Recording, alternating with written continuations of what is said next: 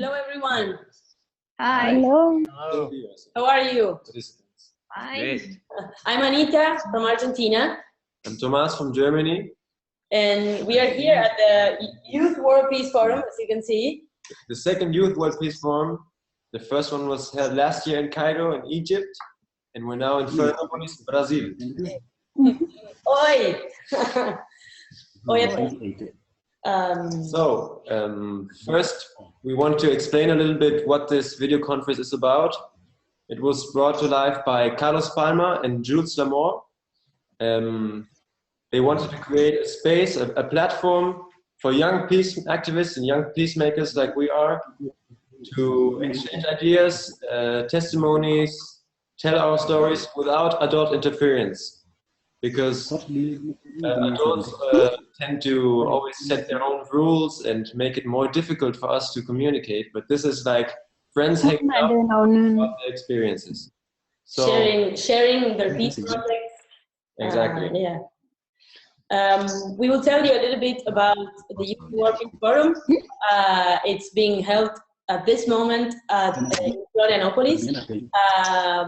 We have one of the participants that are now linked are actually a big conference room with 150 young people from everywhere, a lot of points of the earth, from Jordan, Italy, from Philippines, Canada, all over the Americas, everywhere.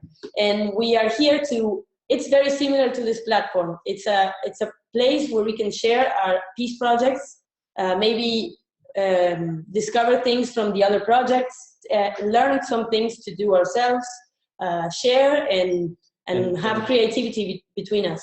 The ultimate goal is to join forces because we all have a common goal, which is world peace. And I think if we all work together for the same objective, we will achieve greater results. Yeah. So this is what all of this is about. We will start with, we have 5 amazing panelists. We have prepared ourselves a few questions to the panelists, but we also invite all the viewers and the participants here in Florianopolis at the auditorium to raise their hands, make some questions. You can type them in the Q&A at the bar down low. Anything you want to ask the panelists or any opinion you want to share, please let us know. We can start with Laxman. We will start with Laxman from India. Laxman from India. Hi. How are you? How are you? I'm great. I'm great. So it's great to be connected with you, Laxman, all the way far away from India. And we are so far from Brazil, 2 continents away. We know that you're a very proud professional dancer, having trained in Western styles such as jazz, jazz funk, contemporary, hip hop, all great dances that I cannot dance at all. Not yet.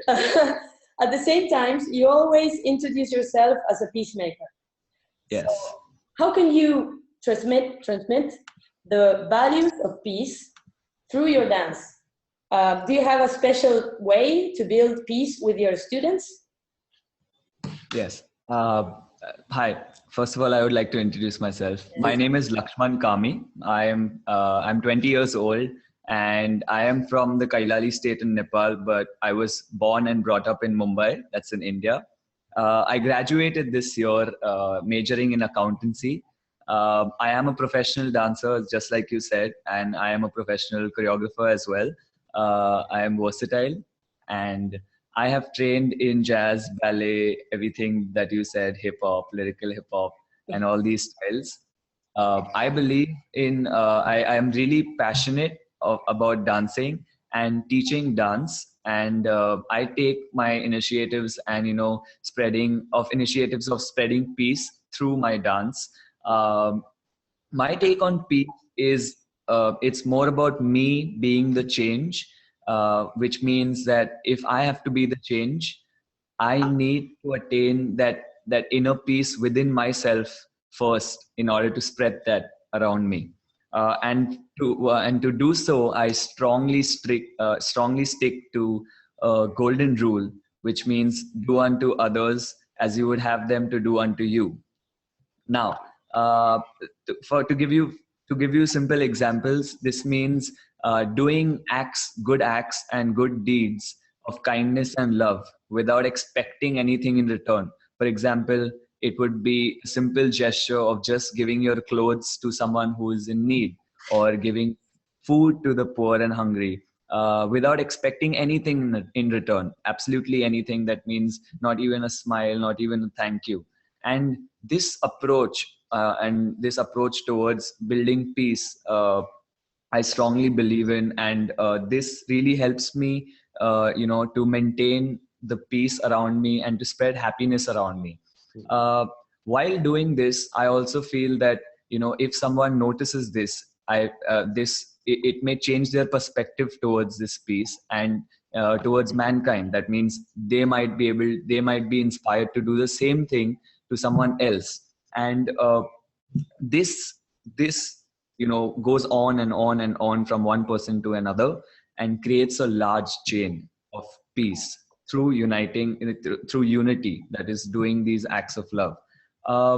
This is something that I strongly stick to and follow, and I'm really glad that all my friends here are really supportive of this, and together with them this is achievable. And nowadays everybody talks about bringing about change, and this change and that should change, and we just talk. And I feel that this is a responsibility, and we need to start somewhere. So when I talk about peace, is me acting and starting and being that initiative through the support of my friends and family members and whoever is with me in this.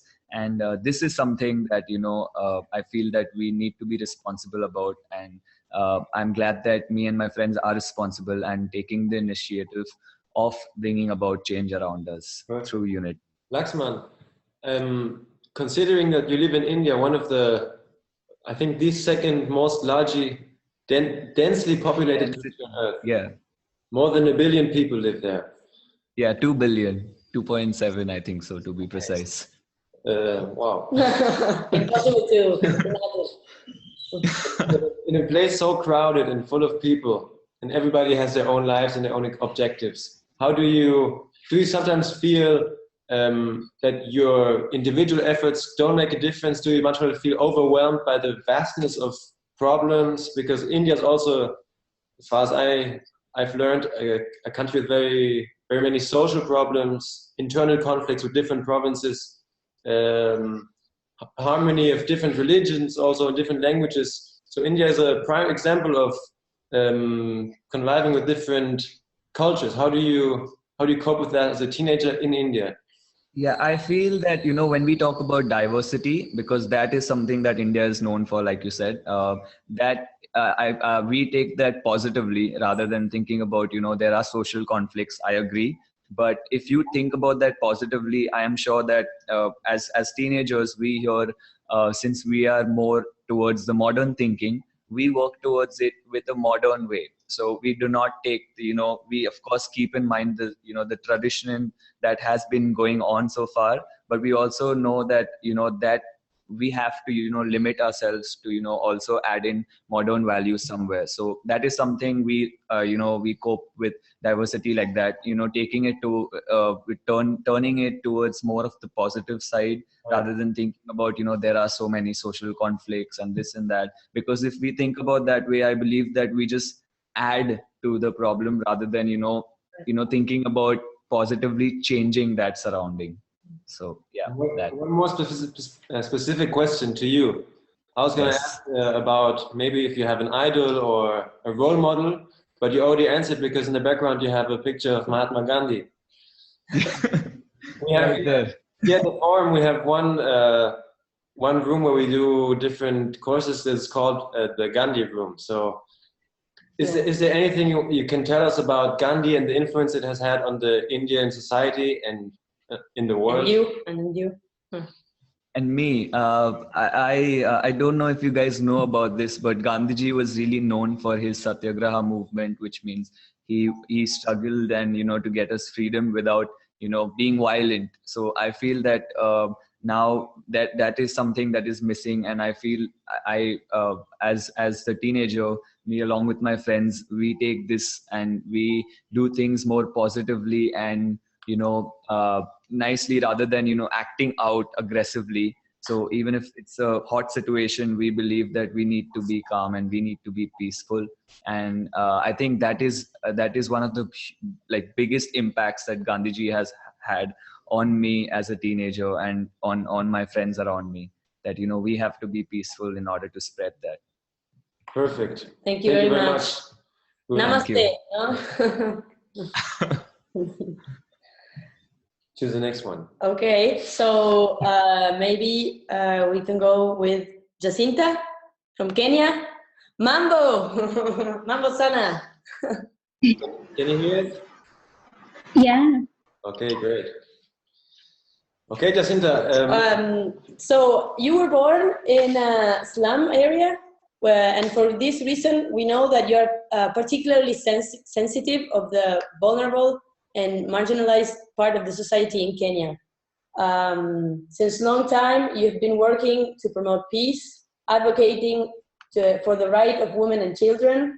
You also try to establish an association in Kenya, which will bring all people together regardless of their tribe or political affiliation. We know that about you, but can you share us some of your experiences in this hard commitment you're living, and also introduce yourself, please. Okay. I'm Jacinta from Nairobi, Kenya. Actually, I do advocate for peace, especially for vulnerable people. Those are young and the orphans, and also persons with disability. Yeah. So I work with them. Sorry to interrupt you. We cannot hear you very well. We're trouble understanding you. Can you try to plug in your headphones again? Yes, maybe your headphones. It will work better, I think. Can we try? Sorry to interrupt you. All right. Okay. Okay, I think it's better. Can you? Yes. Now I think it's better. Yes. Go on, please. Okay. As I was saying, I do work with them, assisting them. As in, I really feel what they go through because I've been there. I've experienced I have the experience in me because I'm orphan. I don't have a father. So many times I work with them. We do play. I encourage them very much that disability is not inability. We can use what we have and create more opportunities to ourselves and to others. So at least they not see that they are more vulnerable. Many times I do home visits in their slums. I also get their parents, and also there are those ones who are over 18. So we engage in a lot of activities. We talk, we share about ourselves. Most of my time I talk about myself, what I've been through, so that they can understand I'm not special than them. I have been there and I experience it very much. So at the end, you find them, they are much, much happy. They see they are more accommodated in the community.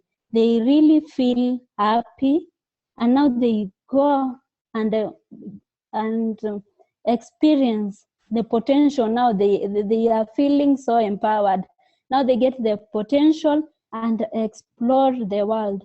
Actually, that is what I say, it is peace. We can give what we have. A smile, it can cure somebody.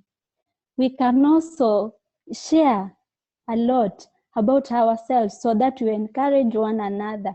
Yeah. Great. Thank you. There's There's one question. We will do a Q&A moment, a question and answer moment later. This is for all the participants. But we have a question now that we will ask. We will take advantage and ask because it's for you.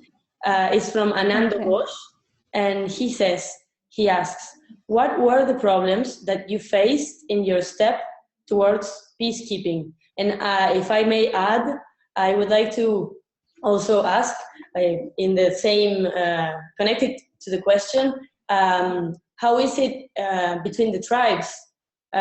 Because we know maybe Nairobi, being the capital city, is not really, it's not so tribal, but we know that there are a lot of tribes in Kenya. So how is it in that way? Actually, in Nairobi, you find that we are from different tribes. They have come from their rural areas, and then they come to search for either work and all that. So you find that there is misunderstanding at times. Like in 2007, there were those crashes. So you find that people are not accommodating one another. Now through our talks, because the young people have the light, we have the future.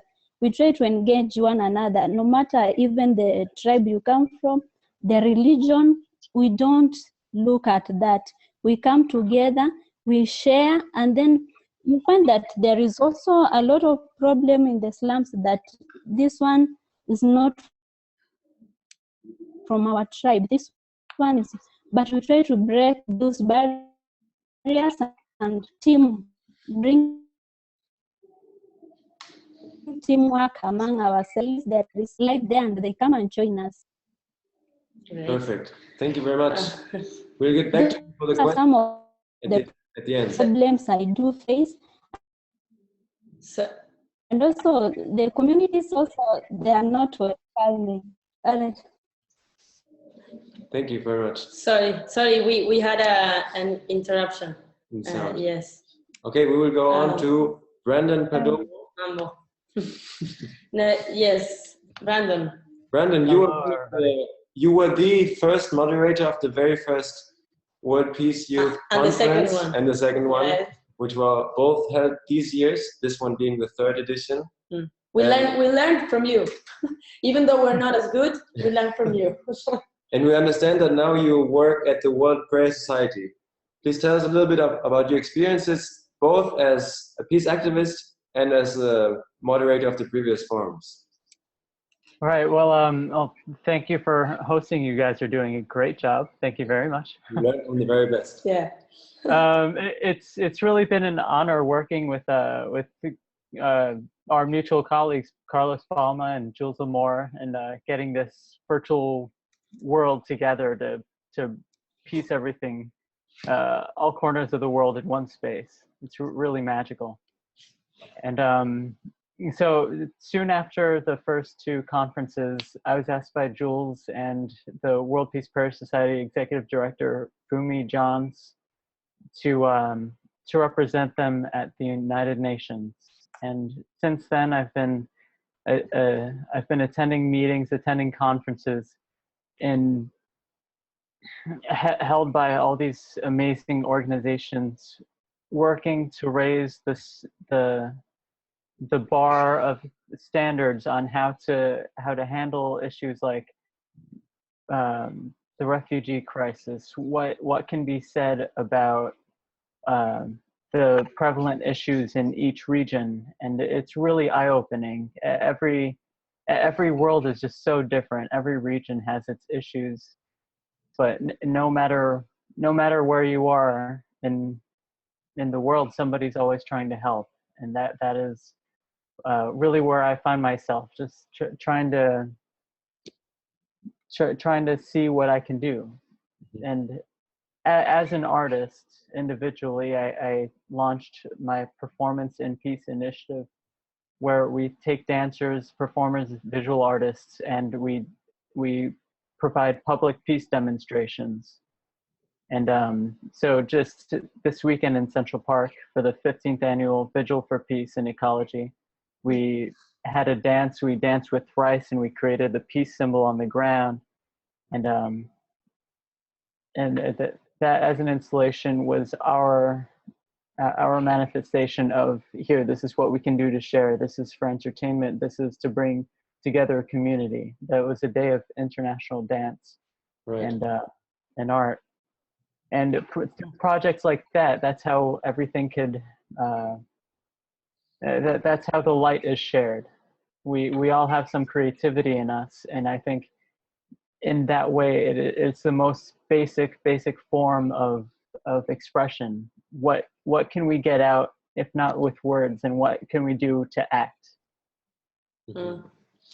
And you mentioned ecology, which is also a big theme at this year's forum here, especially in Brazil, which is home to the world's greatest rainforest.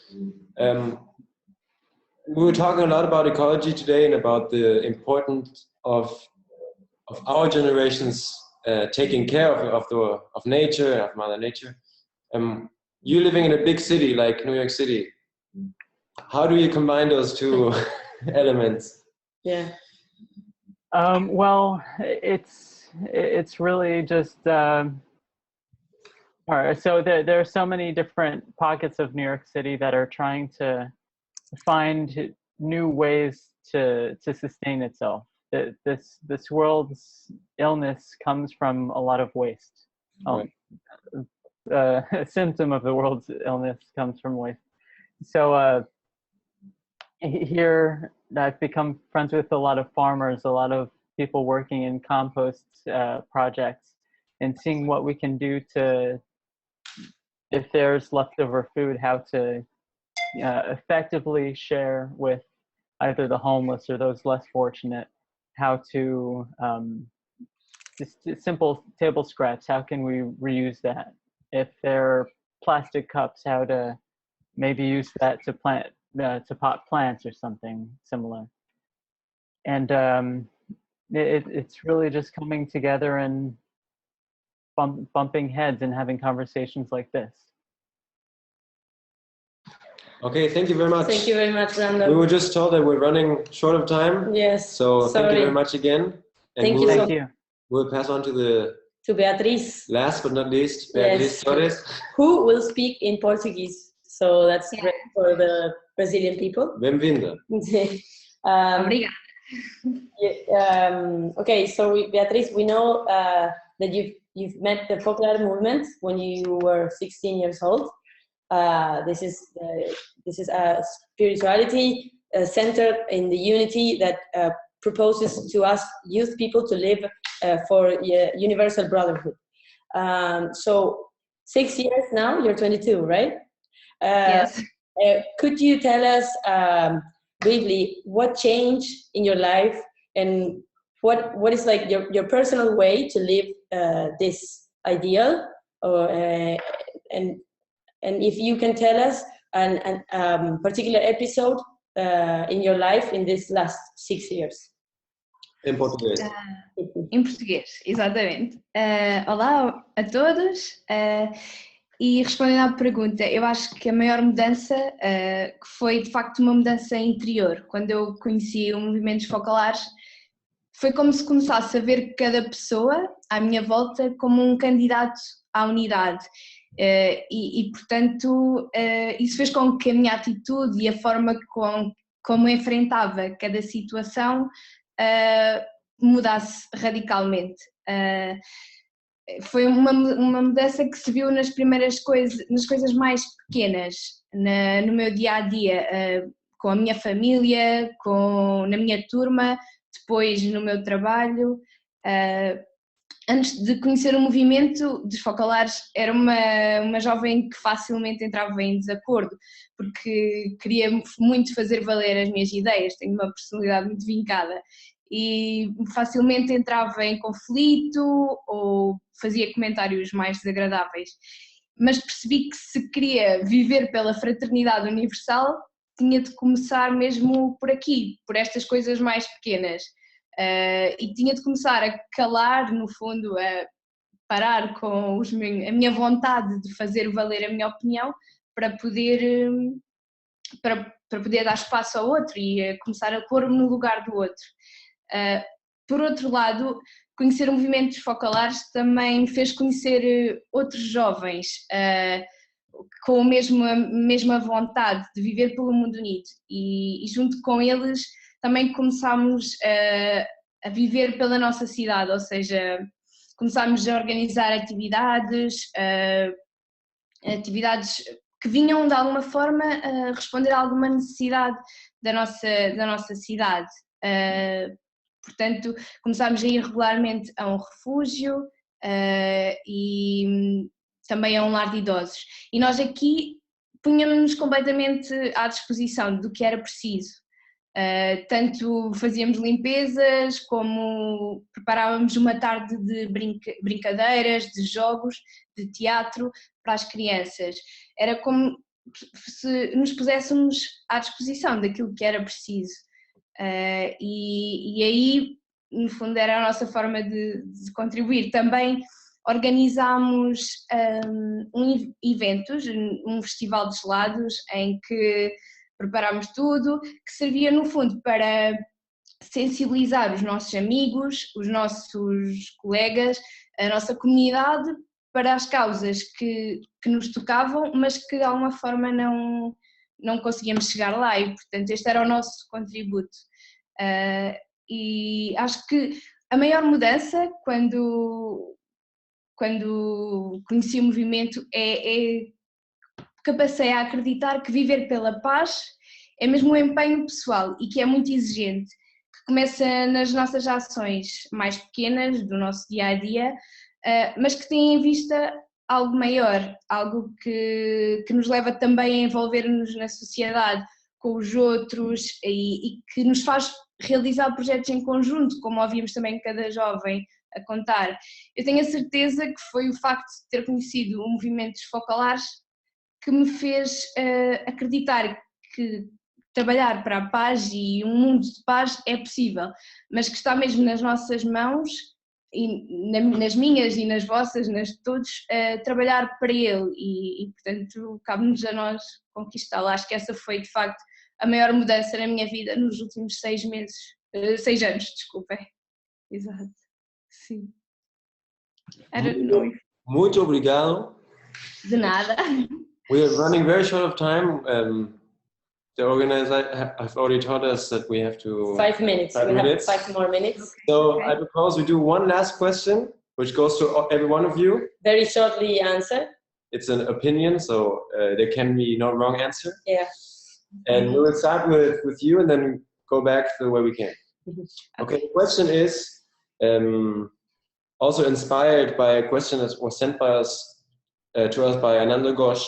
What's your take on the current world situation? The world is full of internal conflicts in countries, terrorism, hunger. This question is very ambiguous, maybe, and very vast. There's no precise answer, but what's your, as a 22-year-old Portuguese girl, what do you think about the current conditions? And what do you think that as a youth we can do? Eu acho que como jovens e nestes países onde se calhar não há conflito, mas que nós percebemos o que é que se passa no mundo, podemos ser uma voz ativa, isto é, podemos, seja nas nossas redes sociais, seja na nossa escola, só ouvir uma voz, só ter uma voz que vai um bocadinho contra esta realidade, acho que já pode ser um grande contributo para a nossa sociedade. E depois eu acho que é mesmo tentar fazer estas pequenas atividades, seja com a dança, ligada à ecologia, seja mesmo intervir politicamente. No fundo, como portuguesa, o que faço muito é tentar responder, dar uma voz diferente e um ponto de vista diferente nos locais onde me encontro, sim. Muito obrigada. De nada. Now, we will go very fast with Brandon. Brandon, can you So, yeah, I can hear you. Hello. So it's so much conflict, so many issues. I think the root of this is really kind of following the leader, unfortunately. A domino effect really brings down the morality and clouds what the real issues are. You have to really see who is affected. Following the issue back to the cause is what the biggest, what may be the only effective path to calming the storm. Together, I think in the end, it's just coming together. I'm sorry. In the end, it's just coming together and sitting down to talk. That is the only only way to fix anything. What's really lacking is communication between the different parties involved. Absolutely. Okay. Thank you very much. So now we will go to Jacinta. Jacinta. Back to Jacinta. Back to Kenya. Back to Kenya. Let me unmute. Nairobi. Okay. Thank you very much. Can you hear us, Jacinta? Hello? Jacinta, can you hear us? Yes. Okay. Okay. One last comment on... Hello. Hello. Yeah. Speak freely. Hello? I think we have problems. Maybe we go with Laxman, and then we'll see if we can, because we can listen. So hello. We'll try in 2 minutes for the last. Be the last one. So Laxman. Yes. Hi. I actually really agree with what Brandon said when it comes to following a leader, and I feel that what the world is missing right now is communication, and there's a huge communication gap between anyone and everyone. For example, even when you have a small fight or argument, I think that's also a big thing. If there are two best friends fighting or friends fighting. Why that happens is because there is a misunderstanding, and what we fail to understand is we do not know the other side of the story. So I feel that communicating before acting, taking a stand, like taking any kind of a decision before even knowing what's the actual cause or what's the actual reason is something that we really need to look into, and that is something that might change the scenario around you, because if we do this in small groups and small teams, this is something that can really bring about awareness that communication is something that is really, really important. And if that takes place, there might be, and I really hope positively that there is going to be a change, because that is something that is missing. Right. Thank you very much. Thank you very much. Now, we'll try let's hope that Jacinta, that the communication works. So what would you like to add to all of this? Your last comments, Jacinta. Can you hear us? About what do to create a change, in your opinion? Do you understand I think we would like to hear your opinion on what do you think youth can add or help to change the situation in the world, all the conflicts. Could you hear the message? Maybe the connection over 2 continents is a little bit too far. Yes, sir. Okay. Okay. No? No? So sorry. I'm sorry. We are not able to communicate correctly. We cannot. Maybe we can add a video message to the video we will upload on YouTube. Yes, because in a few days, a video will be available with this broadcast, with this communication. It will be available for everyone, and it will have subtitles in the Portuguese panel, and so that everyone can share it and make this platform more more open. Yeah, everyone spread can. The word. Yeah, spread it. Spread it in the world so that we can also add more panelists. We want to get as many youth as possible involved, Yes. so this really becomes a platform and a network for young peacemakers. Because Yes. this is how we change the world together, working together. Yes. We are so sorry that we could not communicate in the end with Jacinta. We're so sorry, Jacinta, for the last bit. And we thank you a lot, everyone.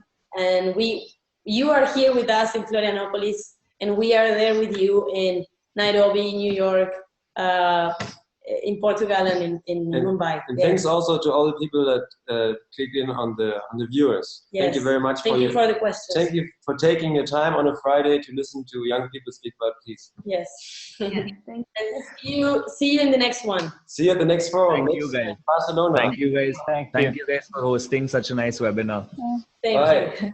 Good weekend. Ciao. Yes. Ciao, obrigada.